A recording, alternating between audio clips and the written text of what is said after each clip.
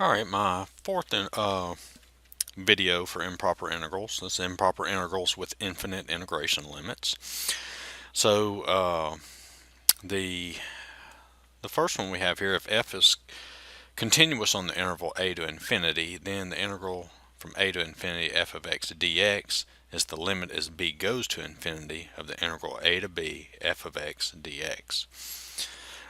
So what we're doing is we're taking the infinity symbol here, we're replacing it with a b, and then we're taking the limit as b goes to infinity. And then similar here for the second one, we're replacing the negative infinity with a b and then taking the limit as b goes to negative infinity. And then if we have integration limits of negative infinity and infinity, then what we'll do is we'll split it up from negative infinity to some number c plus c to infinity, and c is any real number. Typically we make the c 0. Alright, so let's take a look at an example. Alright, so this one we have the integral 1 to infinity of 1 minus x e to the negative x dx. Alright, so this one's a little more difficult than the first three that I did, but it's not bad. You can see that to integrate this, we're going to have to do integration by parts. Alright, so first what we want to do, let's just come down here and let's just evaluate the integral. Okay. Let's not put any limits on it or anything. Let's just evaluate the integral and see what we get. Alright, so to integrate this, of course, we're going to have to use parts. So my first step, I'm going to let u equal 1 minus x, and I'm going to let dv equal e to the negative x. So here I get du is equal to negative x, du is going to be negative dx, and v is going to be negative e to the negative x. Right? And so this integral is going to be, alright, remember it's u times v, so that's negative e to the negative x times 1 minus x. No integral symbol. Okay, negative e to the negative x times 1 minus x. It's u times v minus the integral. Okay, and then it's going to be du times v. So the negative and the negative is positive, so that's e to the negative x dx. Okay, so let's go ahead and see what we get here. So this is negative e to the negative x times 1 minus x, and then if we do the antiderivative of this, this is going to be minus a negative e to the negative x, okay, which is negative e to the negative x plus xe to the negative x. I'm just distributing the negative e to the negative x plus e to the negative x, and then you can see those cancel out, and so we're left with xe to the negative x.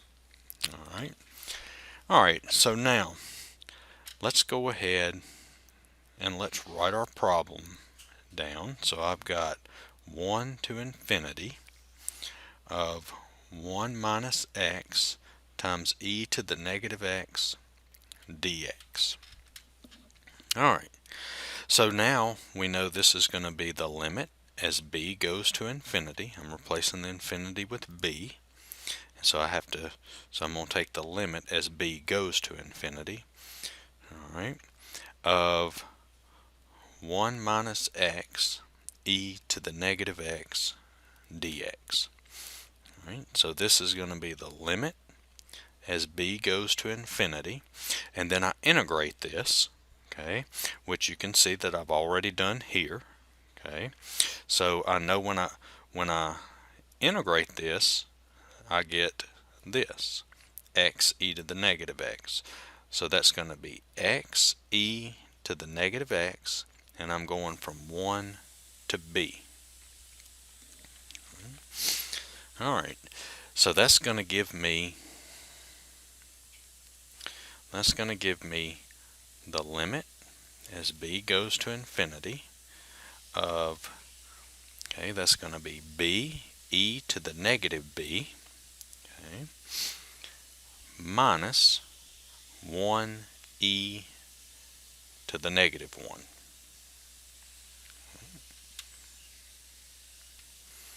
Alright, so now let's see what we're gonna get here. Alright, so let's see what we get here. Well, I think what's going to be best here is maybe to split this up into two separate limits. So we can write this as the limit as b goes to infinity of,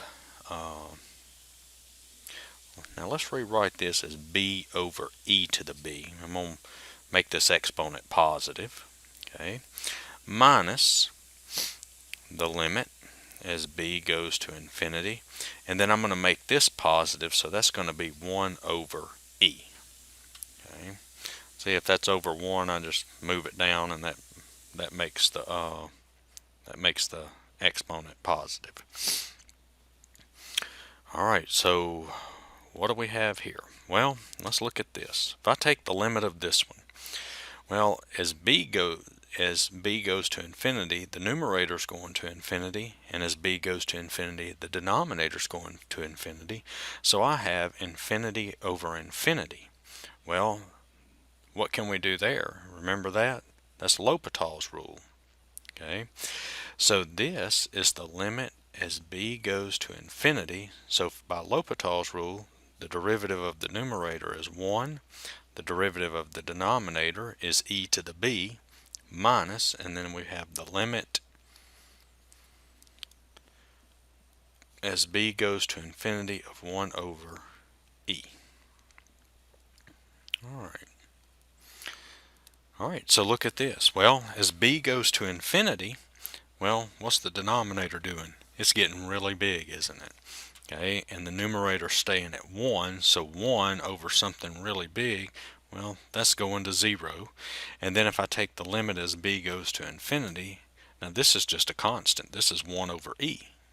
So that's going to be minus 1 over e, and so I get negative 1 over e. Alright, so I hope this one helped. This one had a little more to it than the first three. We had to do integration by parts, and then when we were taking the limit, we had to apply L'Hopital's rule. Alright, so hopefully this helped. I've got some other videos on improper integrals and other videos on other things. Hope you'll check those out, and if you like them, you can subscribe.